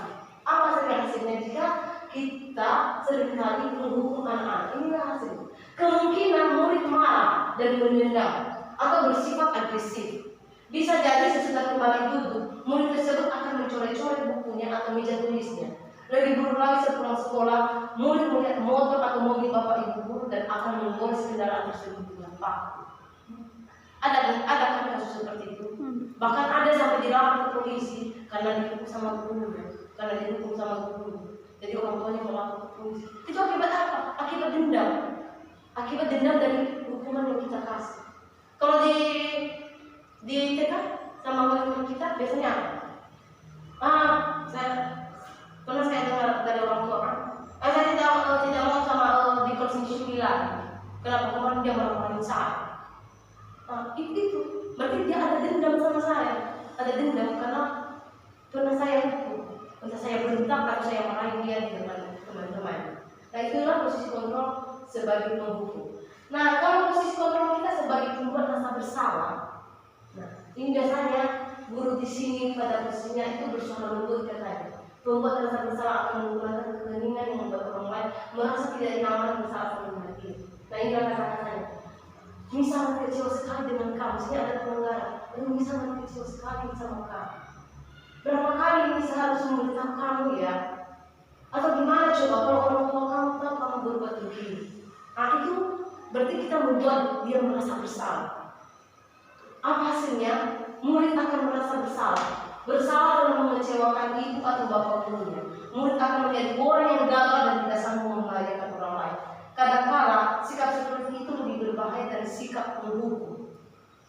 Karena emosi akan tertanam rapat di dalam murid menahan perasaan. Tidak seperti murid dengan guru penghukum, di mana murid bisa melupakan amarahnya walaupun dengan cara negatif. Murid tertekan seperti inilah yang tiba-tiba bisa meletus amarahnya dan bisa menyakiti dirinya sendiri atau orang lain. Nah, contohnya pernah itu waktu kita lomba di Mare. Nah, jadi orang tuanya ada salah satu orang tua bercerita, Miss, waktu di bertemu sama anak saya bahwa tidak apa-apa kalau misalnya tidak menang, tidak juara. Nah, itu tidak apa-apa. Kenapa? Karena pada saat lomba di rumah itu salah satu dari murid saya itu tidak masuk juara. Jadi sampai di rumah, entah mungkin orang tuanya berkata apa, karena kebetulan pada saat itu juga dua-dua orang tuanya datang memotivasi dia untuk ikut lomba itu. Saya lihat ada kedua orang tuanya di situ di sampingnya yang memotivasi dia ikut lomba itu. Nah, jadi pada saat tidak menang lomba itu sampai di rumah dia berkata sama bapaknya, sama mamanya, ini anaknya kalau yang bicara, "Ma, Pak, saya ini tidak berguna, saya tidak berguna." Lalu kau bilang, "Mama, kenapa kamu tidak berguna?" "Iya, saya tidak berguna. Itu saja saya tidak bisa menang. Di lomba itu saya tidak menang. Saya tidak berguna. Bapak mama sudah datang, akhirnya bapak mama tidak bisa melihat saya dapat hadiah. Saya tidak berguna." Begitu katanya. Nah itu dengan membuat rasa bersalah itu, inilah jadi anak itu merasa bersalah sekali dalam hatinya. Dan dia akan menyimpan terus. Memang tidak akan seperti yang pendendam itu. Dia biasanya dia langsung agresif melakukan, tapi ini merasa bersalah dalam hati. Biasanya kalau menuntut itu akan lebih agresif lagi nantinya. Dia bisa menyakiti dirinya dan menyakiti kawannya. Lalu posisi yang ketiga, posisi kita sebagai teman. Nah, ini posisi sebagai teman. Biasanya kalau posisi sebagai teman, biasanya dengan siswa itu, murid itu agak dekat, ada hubungan, misalnya ada akrab ya dari satu sama lain. Jadi sebagai teman, ayolah, jangan seperti itu demi Miss. Ayolah, jangan seperti itu nanti Miss bantu, nggak apa-apa. Nah, bagaimana? Begitu posisi sebagai temannya. Kalau misalnya ada anak-anak yang melakukan pelanggaran, kita posisi kontrolnya sebagai teman. Kita tidak marah. Kita juga tidak membuat dia merasa bersalah. Tapi kita mendekatinya dan dengan membuatnya, ayolah bantulah seperti ini. Memotivasinya seperti itu. Nah, apa yang terjadi kalau kita melakukan posisi kontrol sebagai teman? Dikatakan di sana hasilnya murid akan merasa senang dan akrab dengan guru. Ini termasuk dampak yang positif ya. Kalau muridnya senang dan lebih akrab dengan guru itu positif. Hanya saja di sisi negatifnya, murid menjadi tergantung pada guru tersebut. Bila ada masalah, dia merasa bisa mengandalkan guru tersebut untuk membantunya. Akibat lain dari posisi teman, kita hanya bisa berbuat sesuatu bila yang menyuruh adalah guru tersebut dan belum tentu berlaku yang sama dengan guru atau orang lain. Nah, dengan posisi teman tadi, jadi murid itu tergantung sama kita karena kita selalu membantunya. Jadi kalau misalnya seperti itu kalau kita tadi sakit nggak ke sekolah, jadi ada guru lain di situ, dia tidak seperti itu lagi. Dia tidak akan mendengarkan karena dia akan berpikir, guru ini tidak membantu saya, Suster Ilin dia membantu saya akan mendengarkan Suster Ilin karena dia bisa membantu saya. Kalau di sini dia tidak membantu saya, jadi ada ketergantungan. Lalu yang keempat, posisi kontrol sebagai pemantau. Ini pemantau. Kayaknya ini 11-12 dengan penghukum. Pemantau itu dia selalu melihat, kenapa kamu melakukannya? Kamu ingat apa aturan kita? Apa aturan yang sudah berlaku di sekolah kita? Itu biasanya pemantau. Kamu tahu apa konsekuensinya kamu telah melanggar itu? Itu adalah posisi kontrol sebagai pemantau. Nah, kalau posisi kontrolnya sebagai pemantau apa maksudnya kepada anak? Yaitu murid memahami konsekuensi. Nah, memang memahami konsekuensi bahwa kalau terlambat datang ke sekolah, misalnya kalau di SD ya, atau di SMP pas mengumpulkan sampah, membersihkan lingkungan. Jadi mereka sudah tahu itu konsekuensinya. Nah, jadi pemantau biasanya mengingatkan itu, tahu aturannya, tahu konsekuensinya, tahu. Jadi dengan sendirinya kita akan. Tapi pada saat itu murid-murid merasa tidak nyaman ya, karena harus melakukan hukuman itu, harus mengikuti konsekuensi itu. Jadi untuk sementara murid merasa tidak nyaman.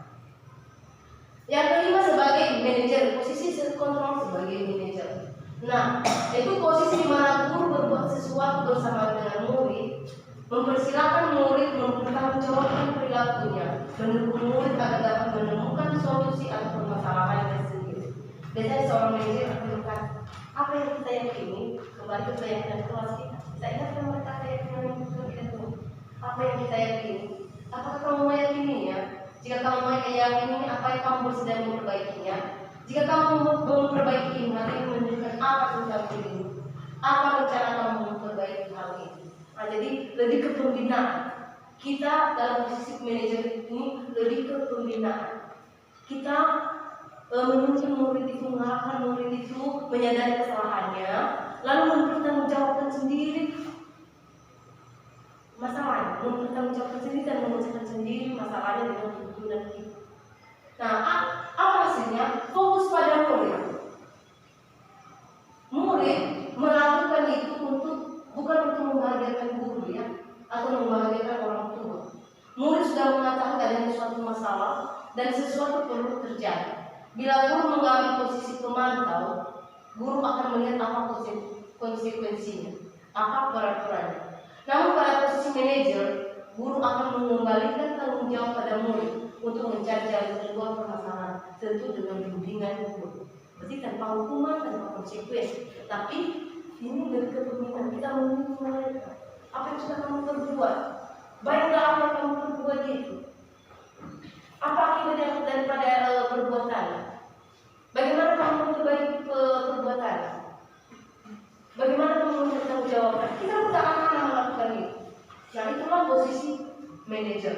Nah, di antara kelima posisi kontrol ini, manalah posisi yang paling baik untuk kita berlakukan kepada anak? Kita terapkan kepada sebagai penghukum kah? Sebagai pembuat rasa bersalah kah? Sebagai teman kah? Sebagai pemantau kah? Atau sebagai manajer? Apa yang lebih baik menurut suster dan ibu guru di sini?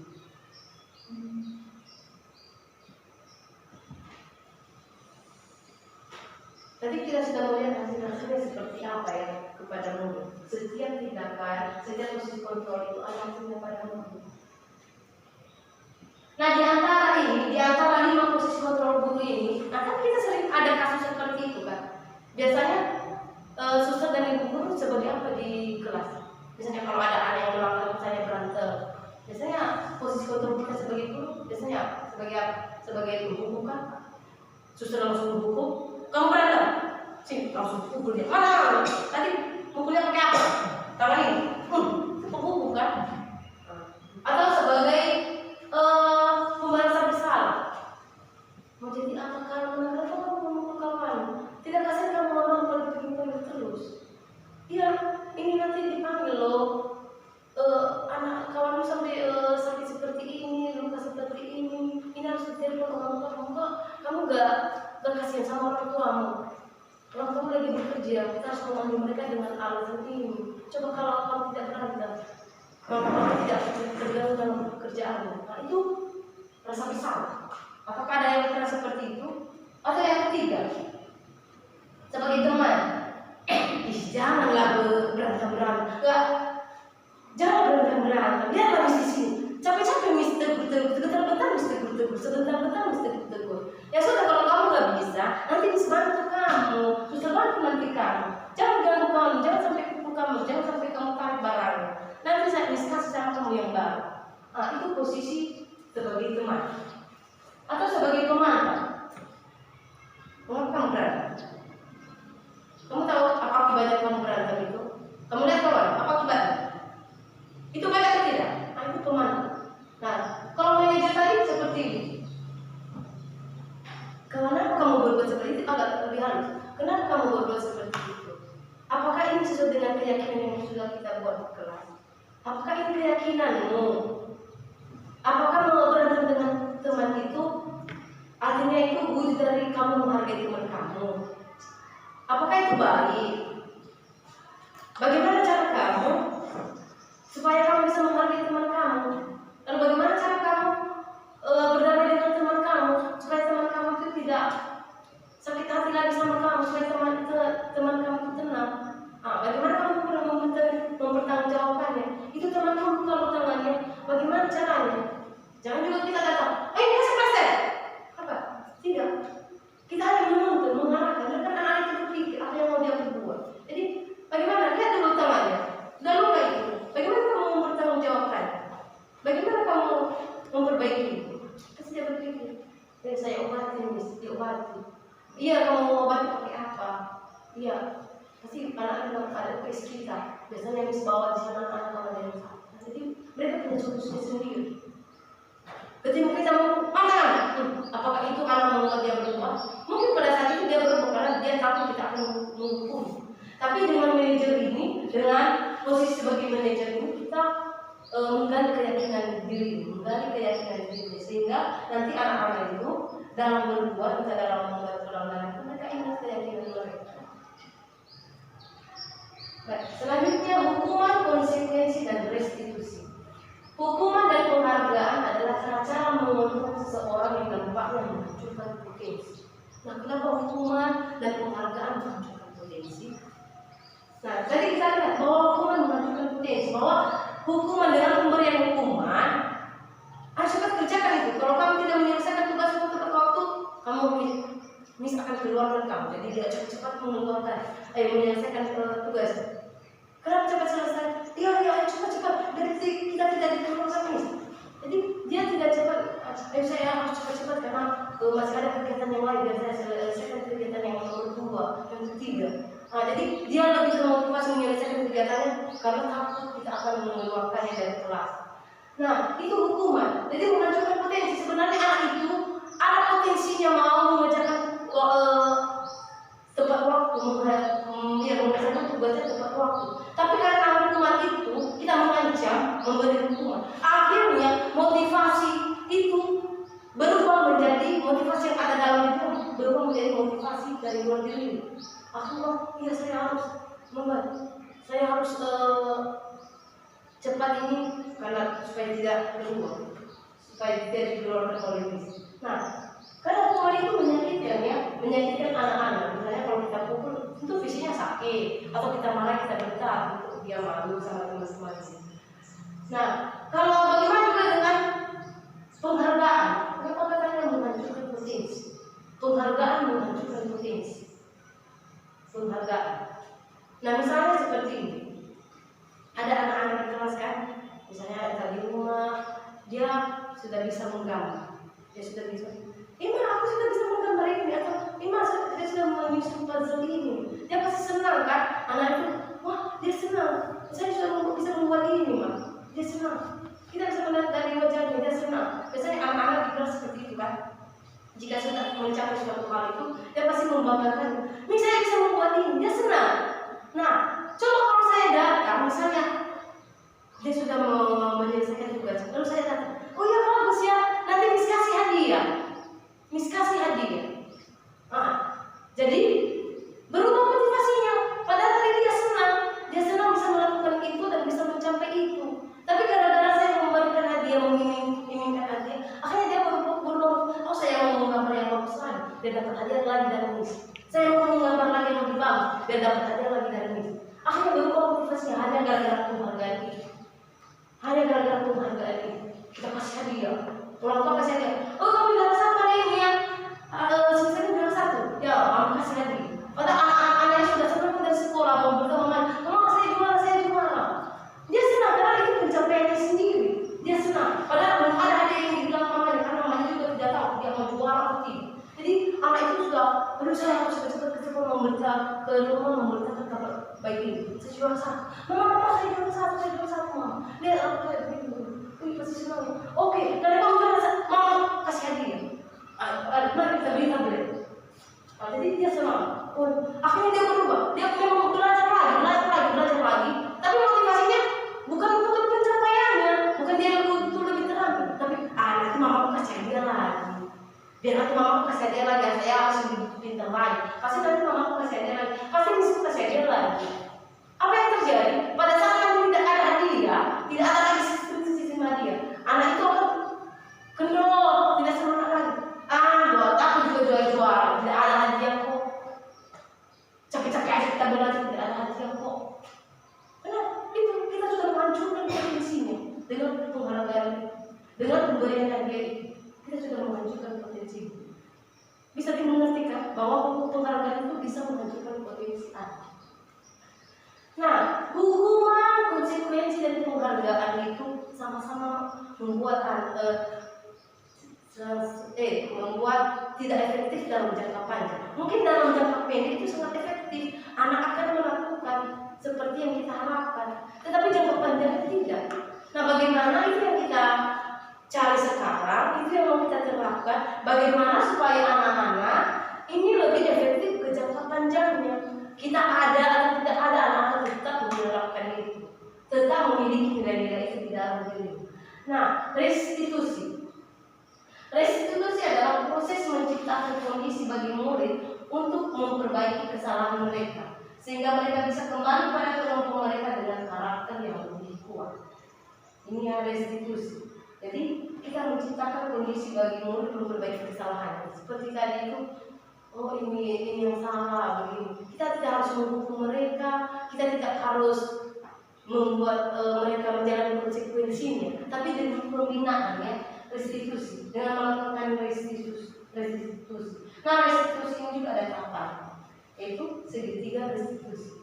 Dalam segitiga restitusi itu, yang pertama itu menstabilkan identitas. Ini yang pertama, menstabilkan identitas. Jadi jika anak melakukan pelanggaran, kita bertanya, kita jangan langsung kamu terlalu seperti ini saja setiap hari, kamu terlalu datang ke sekolah. Jadi kita tanya dulu, kenapa datang terlalu ke sekolah? Jadi dia akan bercerita, oh seperti ini, seperti ini. Nah, jadi dia sudah menjelaskan alasannya. Nah, jadi kita juga harus memotivasinya. Oh sudah apa? Mesti ada seperti itu. Misalnya kalau disuruh terlambat kamu, ya pasti terlambat datang ke sekolah. Ya kan? Teman-temanmu juga seperti itu. Teman-teman juga ada yang tidak apa-apa. Tidak apa-apa. Itu bukan sesuatu yang melanggar peraturan ini. Nah, tapi tidak terbatas sampai di situ. Kita lakukan validasi tindakan setelah menstabilkan identitas seperti ini. Kita lakukan validasi tindakan yang salah. Nah, setelah kita memotivasinya tadi, akhirnya dia tidak merasa bersalah sekali, akhirnya dia terlambat datang itu kan. Jadi kita validasi tindakan yang salah.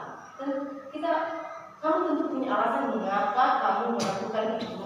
Kamu punya alasan kenapa kamu terlambat datang ke sekolah. Nah, pasti dia kasih alasan begini. Lalu bagaimana, adakah cara yang lebih efektif agar kamu, bagaimana supaya besok itu validasi tindakan yang sama? Terus bagaimana supaya besok-besok lagi kamu tidak terlambat? Kalau hari ini kamu terlambat datang ke sekolah itu karena terlambat bangun, ya bagaimana supaya besok kamu tidak terlambat? Supaya besok-besok tidak terlambat lagi. Lalu dia akan menjawab, oh berarti saya harus tidur lebih cepat, lalu bangunnya juga nanti lebih cepat. Nah, lalu setelah memvalidasikan tindakan yang salah, kita menanyakan keyakinan. Keyakinan apa yang sudah kita sepakati di kelas ini? Nah, keyakinan bahwa kita harus datang tepat waktu ke sekolah, kita harus tepat waktu belajar di dalam kelas. Nah, menurut kamu itu baik enggak? Baik enggak keyakinan yang sudah kita sepakati? Kamu mau belajar datang ke sekolah tepat waktu atau terlambat datang ke sekolah? Tapi dia menjawab sesuai dengan keyakinannya. Saya mau datang tepat waktu. Hanya saja itu saya terlambat itu karena saya terlambat bangun tadi, susah dibangunkan. Nah, jadi kita tanya, ya kenapa bisa susah bangun? Nah, untuk lebih contohnya, inilah pengalaman saya melakukan restitusi di kelasnya.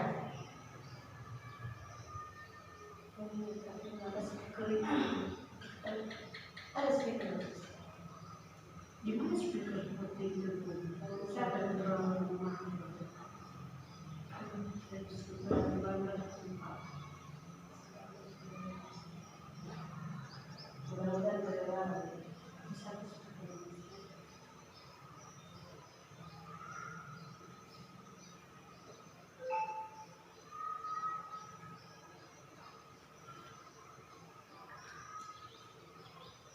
Nanti ada seperti ini, ada video. Ini kasusnya. Pada saat Mrs. Erwin sedang, ini kasus yang ada di kelas saya. Pada saat Mrs. Erwin sedang menyampaikan pengumuman di depan kelas, anak Rai terlihat tidak memperhatikan. Dia malah memutar badannya dan menghadap ke samping dan tidak mau mendengarkan Mrs. Erwin. Nah, apa tindakan restitusi yang sudah saya lakukan?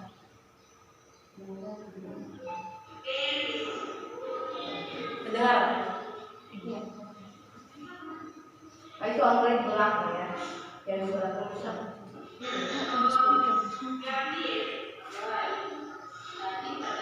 Kami kita tulis.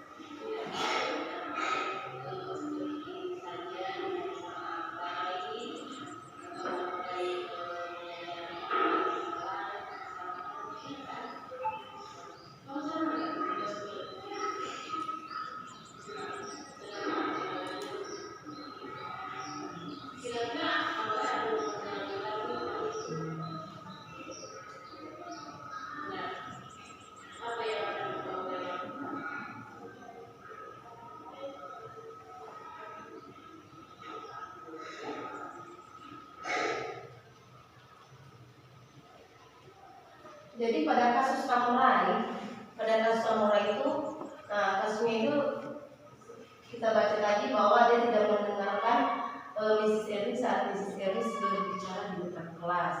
Nah, jadi setelah saya memanggilnya dan melakukan restitusi kepada Amrai, nah itu menggali keyakinan yang dia miliki.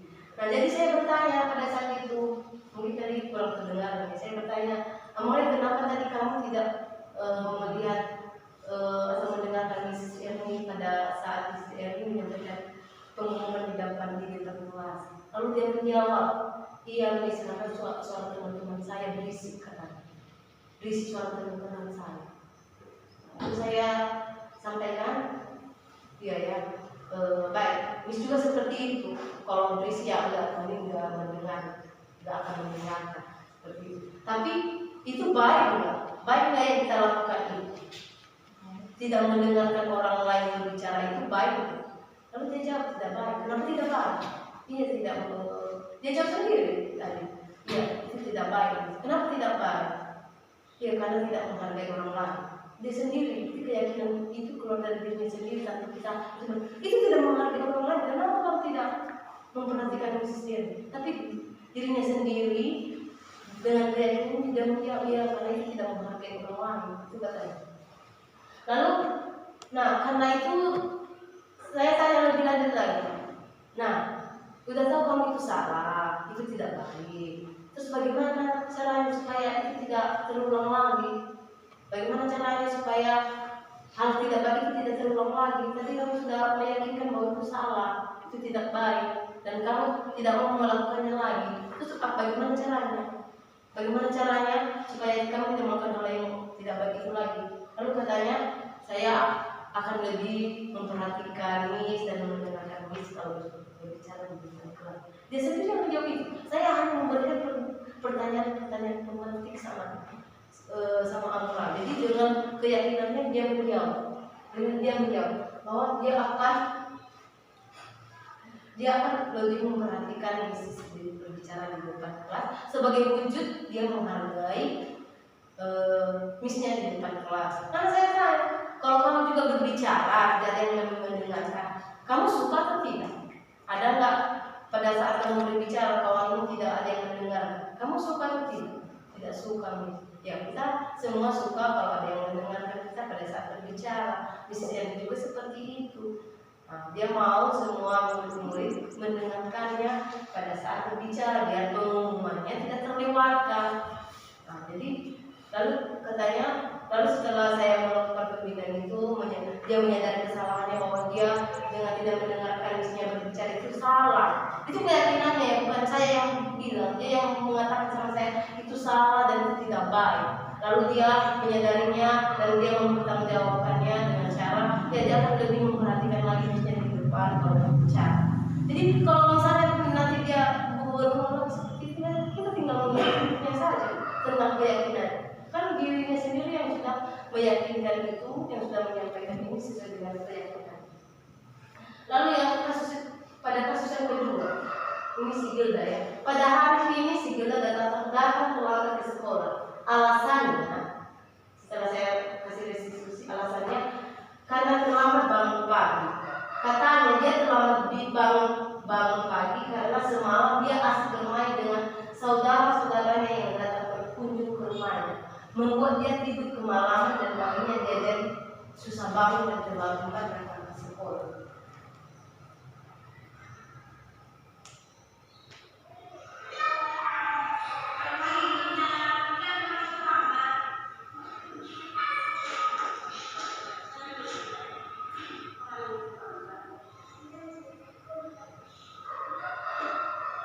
Nah, pada saat ini saya memanggilnya dan saya menanyakan apa yang sudah dia perbuat, mengapa dia terlambat. Lalu dia menjawab, iya Miss, karena semalam itu datang orang kakekku dengan saudara-saudara aku datang ke rumah, jadi kami asik bermain.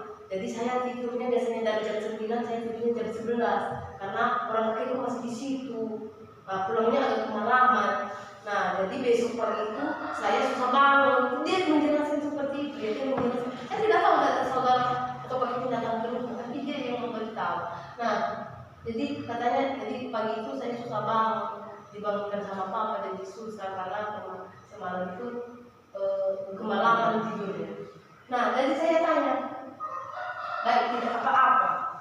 saya lanjut bahwa itu tidak apa-apa, saya bilang itu tidak apa-apa. Miss juga akan seperti itu, teman-teman yang lain juga seperti itu. Kalau agak terlambat tidurnya malam pasti bangunnya juga agak kesian. Nah, bagaimana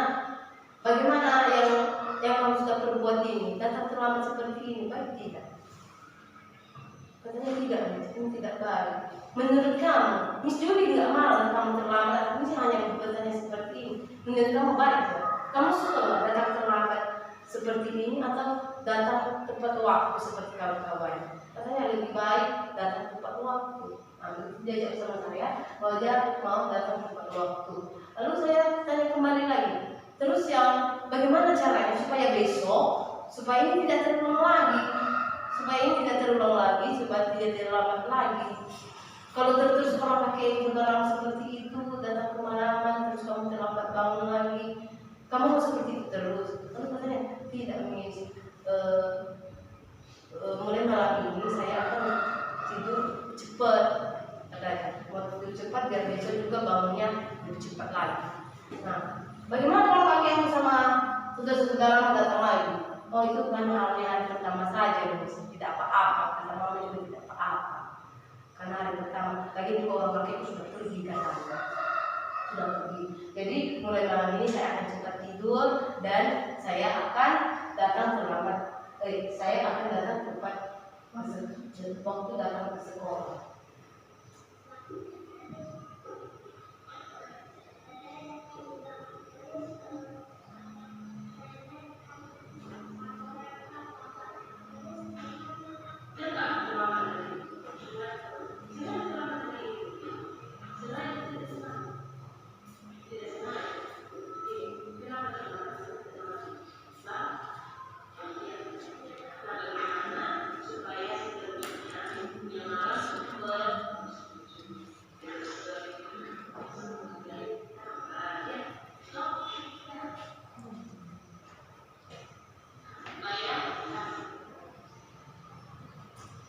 Oke, jadi ini kasusnya ya, ada kesimpulannya dari kasus 1 dan 2.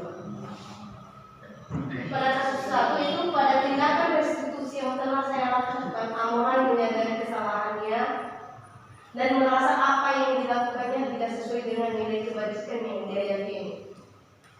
Dia berjanji untuk menghormati orang lain dan bersikap baik saat mendengarkan orang lain berbicara. Nah, pada kasus si Gilda yang terlambat datang ke sekolah, pada tindakan restitusi yang telah saya lakukan, Gilda menyadari kesalahannya dan merasa apa yang dilakukannya tidak sesuai dengan nilai kebajikan yang dia yakini. Dia berjanji untuk bangun lebih awal supaya tidak terlambat datang ke sekolah. Baik, demikian mengenai budaya positif dan tindakan restitusinya. Kalau ada yang perlu kita diskusikan, ada orang-orang yang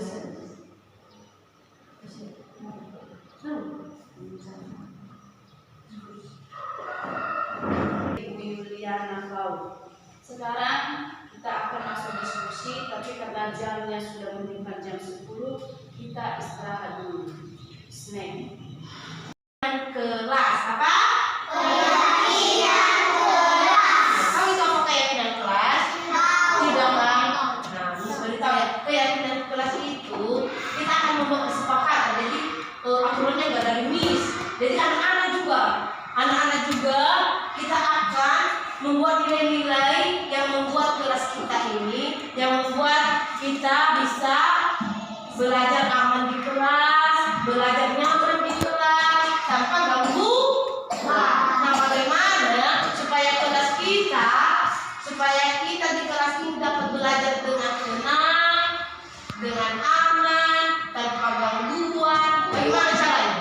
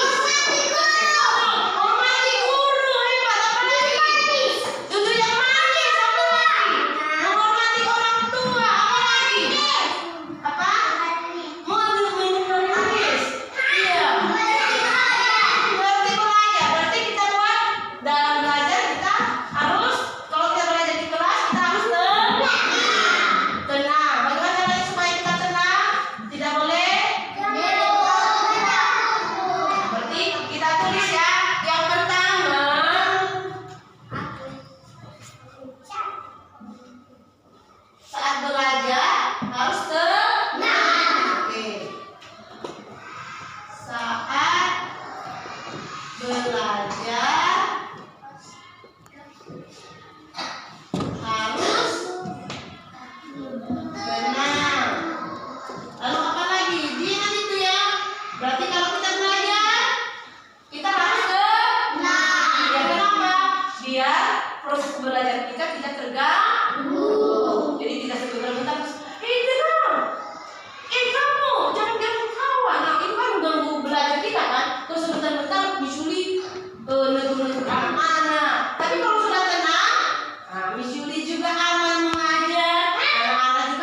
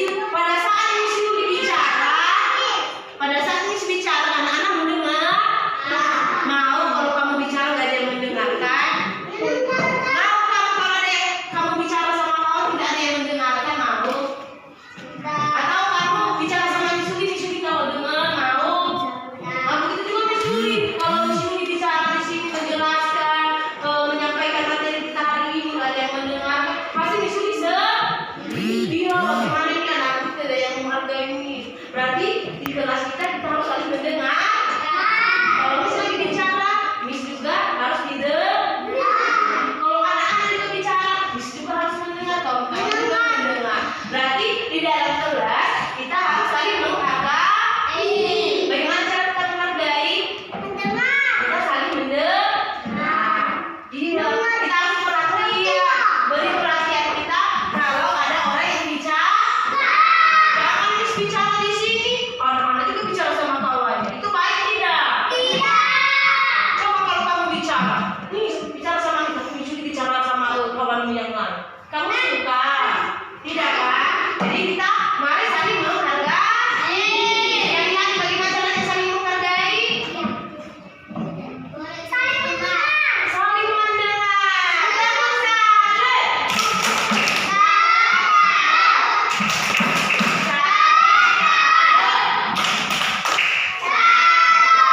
Jadi yang ketiga yang di kelas kita dalam kelas harus saling menghargai. Saling menghargai. Ini semua yang dibuat anak-anak dengan Miss. Jadi mari kita ingat keyakinan kelas kita ya. Yang pertama, saat belajar kita harus benar. Dua, kita harus selalu menjaga kebersihan kelas. Yang ketiga, kita saling menghargai. Nah, kalau kita sudah membuat ini, sudah kita jalankan itu, pasti kelas kita adalah kelas bernyaman untuk belajar dan bermain. Ayo, suka dengan keyakinan kelasnya? Bisa. Jadi nanti kalau ada yang tidak mendengarkan Miss seperti Elora, kita sudah buat keyakinan loh, harus saling menghargai. Salah satunya mendengarkan Miss. Nah, dari tadi Miss bicara kamu bermain terus sama si Deo. Itu baik tidak? Jadi kata Deo, Elora keyakinan kelas kita ya, saling menghargai. Nah, saling menghargai itu salah satunya kita harus mendengarkan orang yang bicara. Dia harus tenang juga, harus diperhatikan. Ya Elora, bisa Elora? Dijawab saya. Bisa diingat keyakinan kelas kita Elora? Bisa ya? Dia juga bisa kan? Bisa dijawab. Oke ya. Jadi untuk anak yang